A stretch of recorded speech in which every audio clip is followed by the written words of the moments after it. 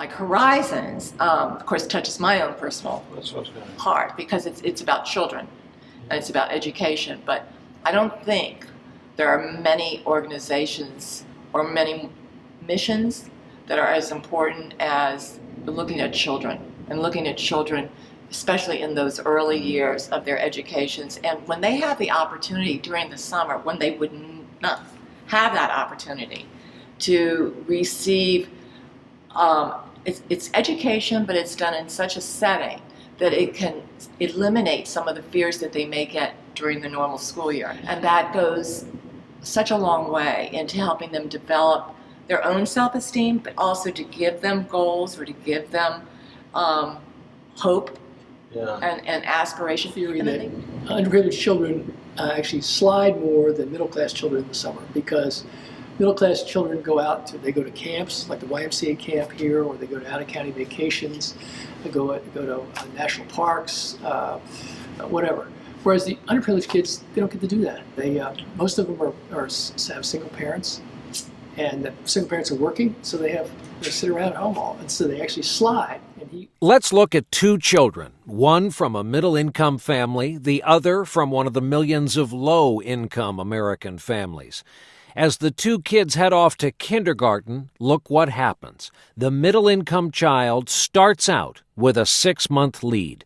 The low-income child is already falling behind.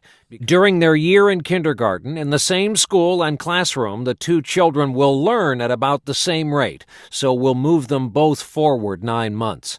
But look what happens in that first summer between kindergarten and first grade. Our middle-income child moves ahead about a month in reading because learning of one kind or another continues over the summer.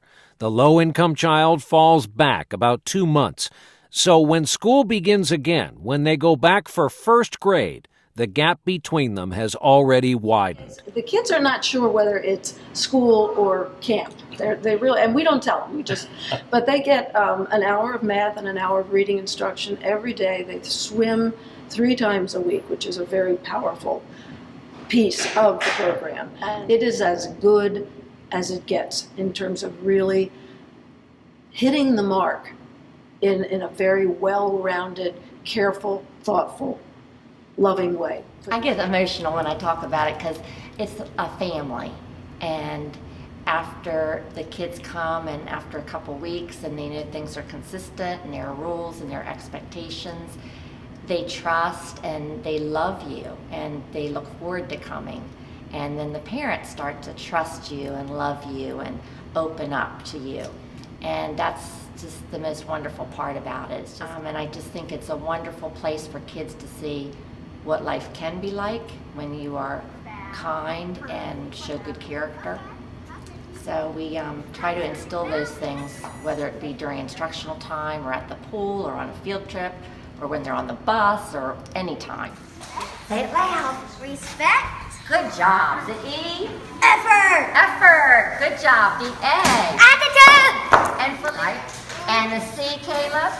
Caring. And you are very caring because you have a brother and a sister here too, don't you? And you look out for them. And Mason, H? Honesty. Honesty.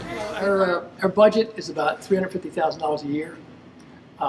People don't realize that it's that significant. Our funding comes from foundations like the Women and Girls Fund.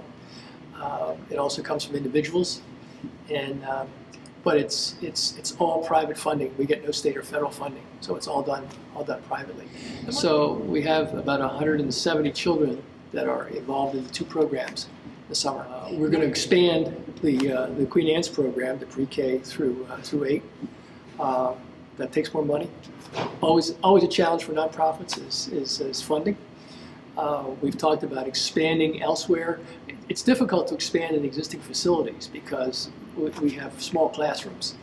So we've talked about expansion in other counties, Talbot County as an example, Dorchester. There's need in those counties as well. I'm thrilled that we've been able to support Kent County and Caroline County, but our 5 county area is in desperate need of these kinds of resources and these kinds of programs. So the need is there. Pretty proud.